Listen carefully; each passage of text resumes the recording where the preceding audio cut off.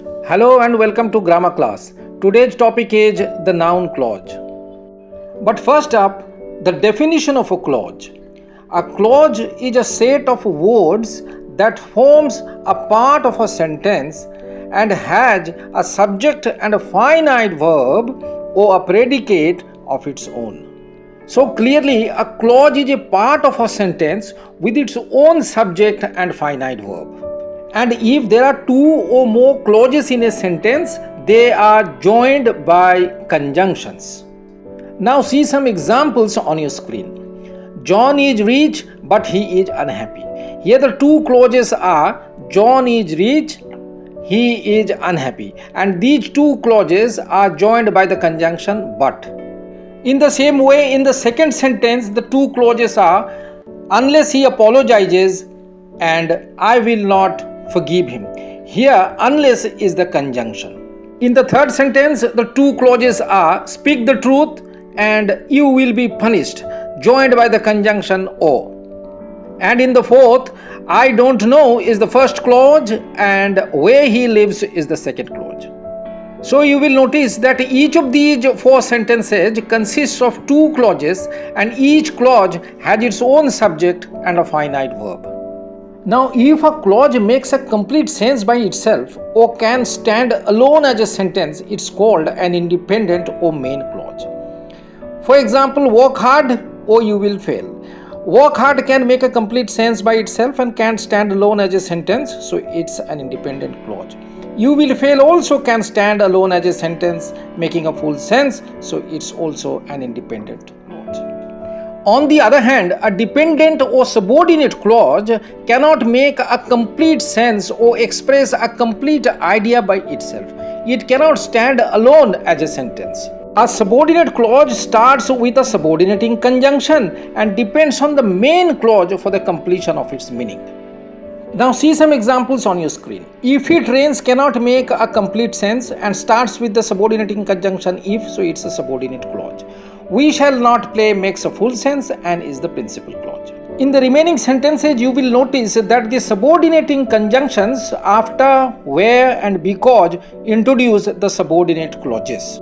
So in these three sentences, the subordinate clauses after I return home, where he is and because he was sick come second. Where in English grammar there are three types of subordinate clauses: the noun clause, the adjective clause and the adverb clause. If a dependent clause or subordinate clause does the work of a noun in a sentence, it's called a noun clause. A noun clause always starts with any of these subordinating conjunctions or words. So who, what, which, whom, whose, whatever, whomever, whichever, that, if, whether, when, where, why, how are the words that come at the beginning of a noun clause. Well, now let's see how noun clauses are used in sentences. First off, a noun clause may act as the subject of a verb. In the first sentence, where he lives is the noun clause which acts as the subject of the sentence. In the remaining sentences, the underlined noun clauses, whether he will come, how he escaped, and that the earth is round are the subjects of the sentences. We know that a noun clause acts as a noun in the sentence, so it may come as the object of a verb. For example, in the first sentence, I do not know where he lives, the noun clause where he lives is the object of the verb know. Similarly, in the remaining three sentences, the underlined noun clauses, he did not care, what I know, which book I am reading, are the objects of their respective verbs, replied, say and know. If you ask a question with what before the verb, you can easily identify the subject noun clause from the answer. And if you ask a question with what after the verb, you can identify the object noun clause. A noun clause may also function as the object of a preposition. For example, she has to depend on what he earns. In this sentence, the underlined noun clause what he earns is the object of the preposition on.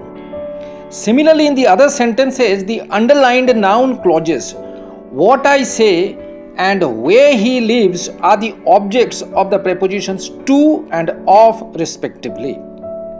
Remember, a noun clause is a subordinate clause and hence it cannot make a complete sense by itself and depends on the main clause for the completion of sense. While a noun clause may also act as the complement of a verb. A complement completes the sense of a sentence. For example, life is how we live it. Here, how we live it is the noun clause which is completing the otherwise incomplete sense of life is. In the other sentences also, the underlined noun clauses where I was born and that he will not come are lending completion to the incomplete sense of the sentences. Then a noun clause may also be used in apposition to a noun. Apposition means parallel or adjacent. For example, the news that he is dead is false.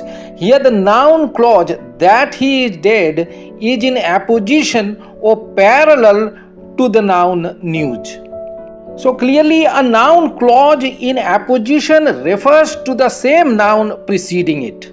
In the other sentences, the noun clauses that she has been arrested and that the earth is round are in apposition to their respective preceding nouns, report and fact. So thus we can identify a noun clause in apposition.